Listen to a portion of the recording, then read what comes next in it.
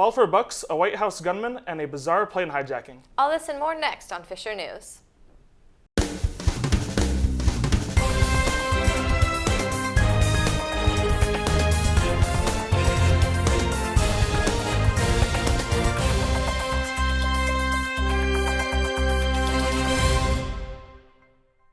Welcome to Fisher News. I'm Caitlin Murphy. And I'm Nick Ferguson. Faculty of the Wegman School of Pharmacy, Assistant Professor Dr. Lapika Chablani, and Professor and Interim Chair of Pharmaceutical Sciences, Dr. Feng Zhao, collaborated with IUVO Biosciences for a research project. The project strives to prepare formulation prototypes for preclinical and clinical studies using a proprietary drug molecule. The school will continue to provide extended support for this study based on the outcomes of this initial collaborative project. St. John Fisher class of 1993 alum Cherry Christ recently made headlines when she discovered an original photo of Frederick Douglass in the archives of the Rochester Public Library. Christ, who works in the library, found the photo in a scrapbook in the local history and genealogy division.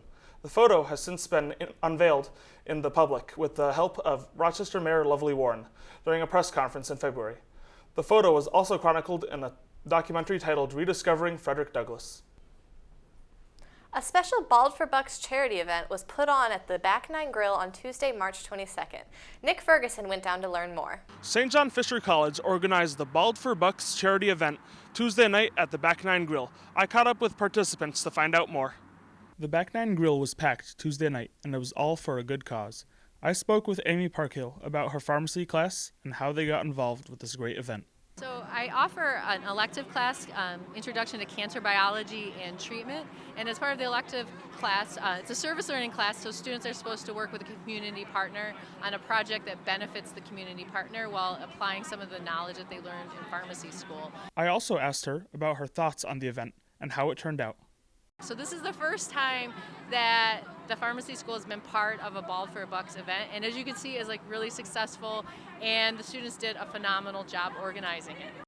The Going Bald for Bucks program coordinator for Rochester told me more about the program. So Going Bald for Bucks started in Buffalo 14 years ago at Lakeshore High School. A teacher named Tony George decided that he was going to shave his head in support of his sister, who is currently going through leukemia. And a bunch of his students jumped on board with him and shaved their heads, and they raised $3,600. And over the last 14 years, the Buffalo market has raised a little over $4 million. It's been out here in Rochester for 3 years. This is year 3. We've raised over $130,000, and every dollar that's raised stays right here in Western New York, which is the really awesome thing about the program. I also caught up with one brave soul who shaved her head to find out more about her experience. I wasn't nervous until I got here, actually. I don't know, I feel good about it, yeah. It looks like the event was nothing short of a total success. Reporting from the Back Nine Grill, Nick Ferguson, Fisher News. The Feminist Caucus held its Walk a Mile in Her Shoes event on Saturday, April 2nd to raise awareness for the fight against sexual assault. Evan Bordis has that story. St. John Fisher's Feminist Caucus hosted this event, Walk a Mile in Her Shoes, to raise awareness for sexual assault. I spoke with some of the event organizers to learn more about the event. April is Sexual Assault Awareness Month, and Fisher Feminist Caucus hosted this event in order to better get the message out there. I spoke with Claire Herman, the president of the group, to find out more about this event and those who came out to support it. This is Walk a Mile in Her Shoes. It's a march to raise awareness about ending sexual assault on campus and in the community. So it's a national campaign, and we have decided to host here at Fisher. RIT has done it in the past, and we are inspired to host again. We want to start a difficult conversation in a playful way. We have about 100 participants from St. John Fisher. We're hosting with SGA Campus Life. And right now we actually have a representative from Restore, which is a support group in the community for victims and survivors of sexual assault. I also caught up with one of the participants to see what inspired her to attend the event. One of my good friends is actually one of the coordinators of this. She's in Feminist Caucus, and she's such a great inspiration. She's amazing. But this is like a big issue that no one really talks about anymore, so I feel like we have to bring this issue on campus, you know? Students of all different backgrounds came out to walk a mile in her shoes and raise awareness for this great campaign. The event proved to be a creative way to start the conversation of sexual assault awareness, and it was well attended. Reporting from the Campus Center, Evan Bordis, Fisher News. Thanks, Evan. We'll be back after this break. Morning, Gary. We are GetSchooled.com. You want a college education, don't you? You know you do. Yeah, but I don't know where to start. That's why we're here. We're free, handsome, I think we're breathtaking. and here to guide you through every step of the way, starting with attendance. Gary, financial aid forms. Biology homework, G. I got this. Is that brand?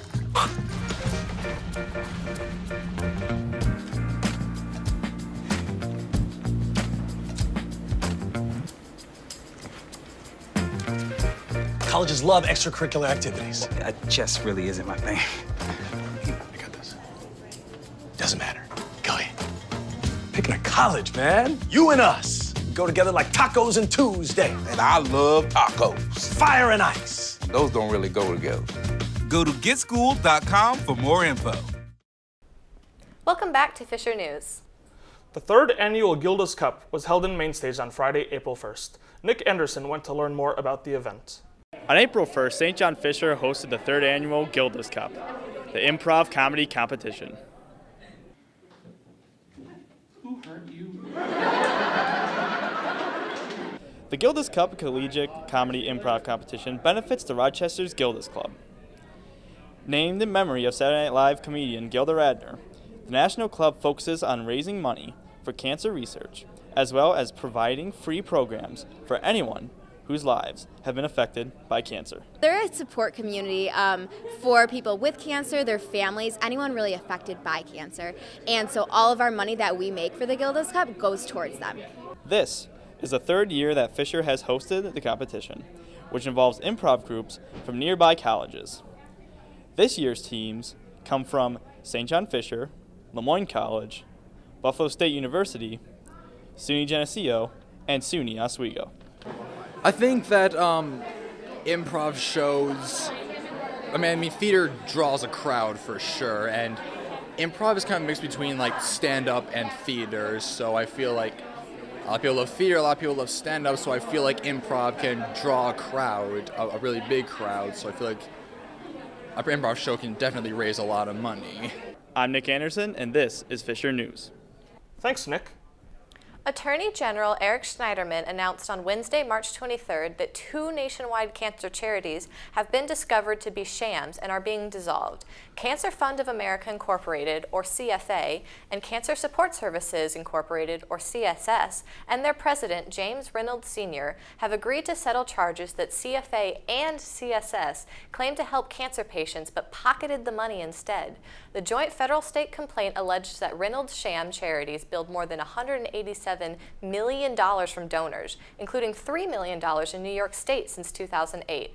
Attorney General Schneiderman said, "We are proud to join with regulators across the country in this historic action. My office will continue to pursue those who have taken advantage of New Yorkers' generosity and who tarnish the reputation of our charitable sector." A scare at the Capitol took place on Monday, as the White House and the Capitol building were both on lockdown, after a man pulled a gun on police at the Capitol Visitor Center. The man, who was identified as Larry Russell Dawson, set off the metal detector at the entrance, which resulted in an argument with officers. Dawson then drew his weapon on the officers, which led to at least one officer opening fire on Dawson and striking him at least once. Dawson was subsequently rushed to the hospital, where he immediately underwent surgery. Dawson remains in critical but stable condition.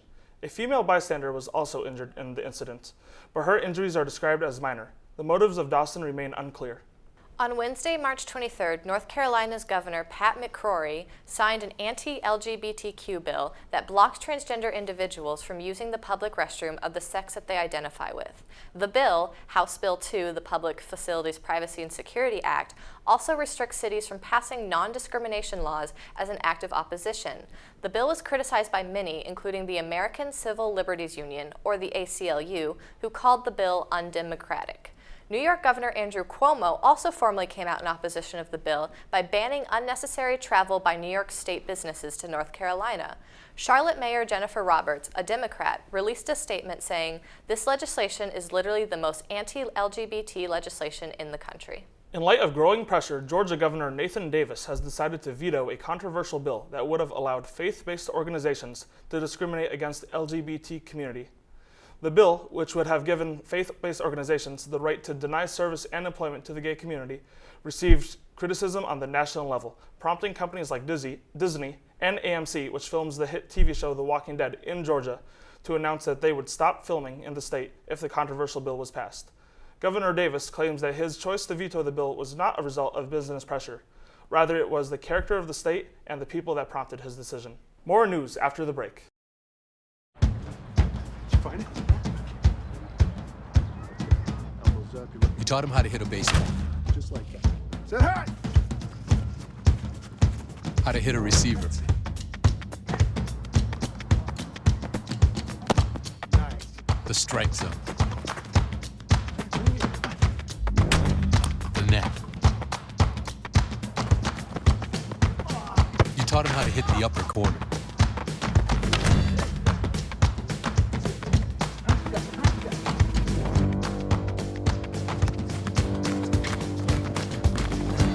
You even taught him how to hit the open man. But how much time have you spent teaching him what not to hit?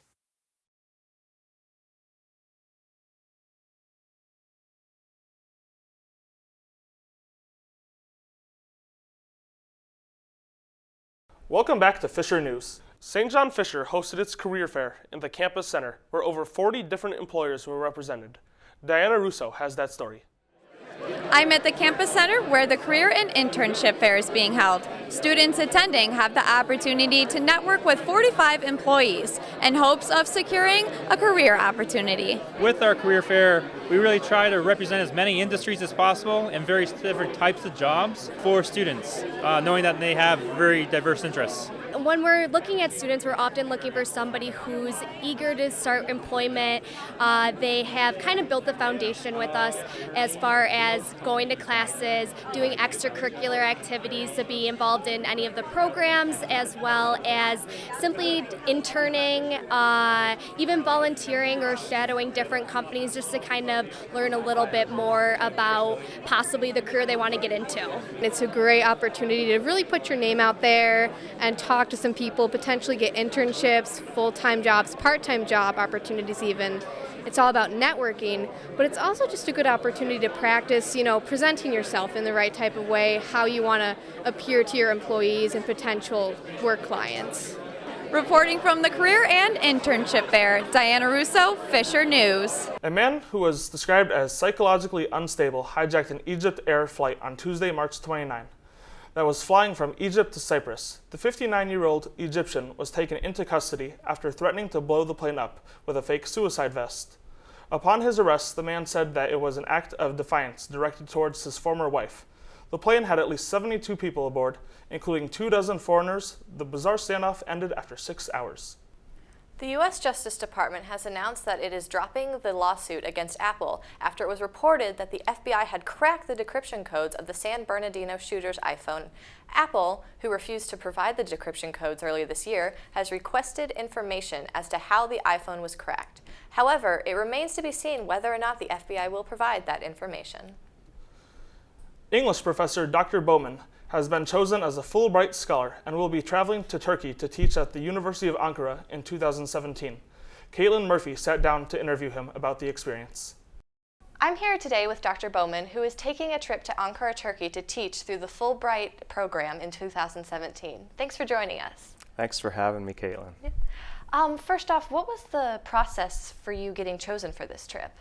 So Fulbright has a fairly detailed application process. It started when, it's something that's been in my mind for probably close to a decade, and I've taken trips on Fulbright-like projects in the past, but not for many, many years and never as a full-time academic. So this is something that I've always wanted to do, and our development office put together a seminar and brought a Fulbright speaker here last May.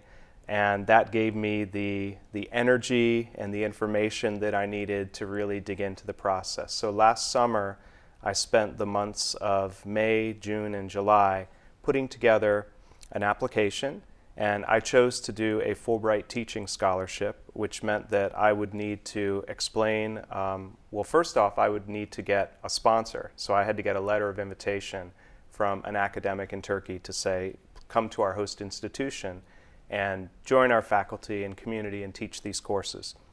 And I had to work with them and explain what I wanted to focus on when I was there, which courses I wanted to teach. I had to create syllabi from those courses, and then I had to write a detailed personal statement about why I wanted the Fulbright.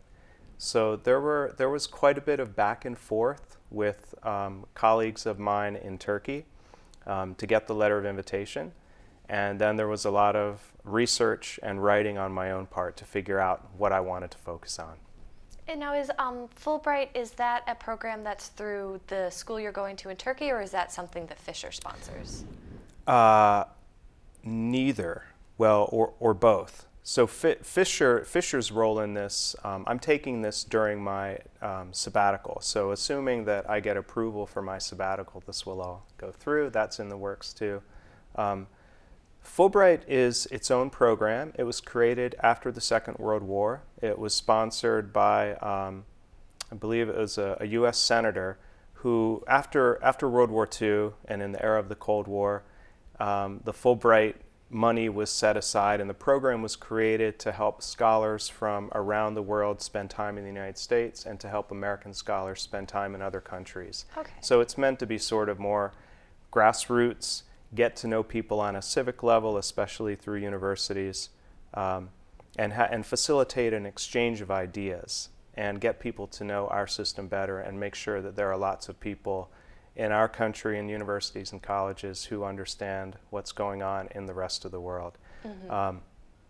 So that money is set aside by the federal government. It's administered by the Department of State, and in each country there is a separate commission. So there's a Fulbright Turkey Commission, and this grant had to first get approved by a committee of people in Washington who review all of the applications and rank them.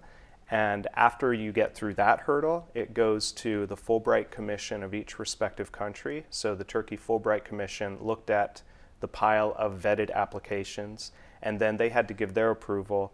And then it goes back again to the State Department, and the State Department gives its final approval. Oh, wow. So there's quite a lot of, once you submit your materials online in early August, you start to wait, and then you get news, and then you wait some more. And that was kind of what my process was like. And I should also say that I applied to go to a university in Istanbul called Bosphorus University, but what happened is, apparently they had too many applications for people who wanted to go to that particular university, and I think Turkey Fulbright wanted to spread people around the country more, and they asked me if I'd be willing to go to a different university and get another letter, and so I did that, and that's how I've ended up at the moment appointed to go to Ankara University in Ankara in January 2017. A high-speed chase spans multiple states, a school bus catches fire, and a cat that plays fetch. Seth Kavor has all the clips you have to see in today's Take a Look at This. A high-speed police chase spanning 2 states. Authorities say the female suspect stole a Toyota Camry in Independence, Missouri, and the chase was on. Police tailed her into Kansas, where she lost control and spun out. She's not only accused of stealing the car, but shoplifting as well. Almost 24 ninth graders had to scramble to get off this school bus before it burst into flames Monday. They were on their way to the Oklahoma City Zoo when one of the tires caught fire. No one was hurt, but the bus was destroyed. It's not clear what started the fire.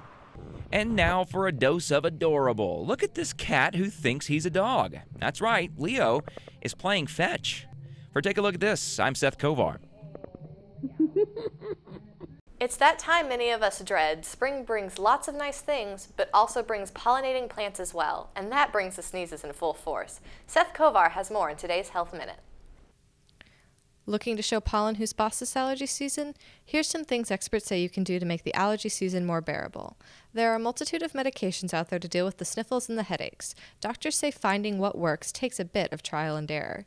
Antihistamines can fight your sneezing and runny nose, but keep in mind they can also make you drowsy. Meanwhile, nasal decongestants can be a big help to stop a stuffed up nose, but experts say to use them sparingly because overuse could actually make your symptoms worse. There's stronger options out there if meds aren't doing the job. Getting a skin allergy test can tell you what kind of pollen triggers your symptoms. Blood tests exist as well to help you get a clearer idea of what you're allergic to, and there are allergy shots your doctor can give you as well. The injections are typically given over a course of months or years. While they can be effective, doctors say to have patience as they can take 6 months to a year to see viable effects. That's all the news we have today. Tune in to CTV Cable Channel 12 to watch Fisher News and other Cardinal Television programs. And follow us on Facebook at Cardinal Television Fisher. For Fisher News, I'm Nick Ferguson. And I'm Caitlin Murphy.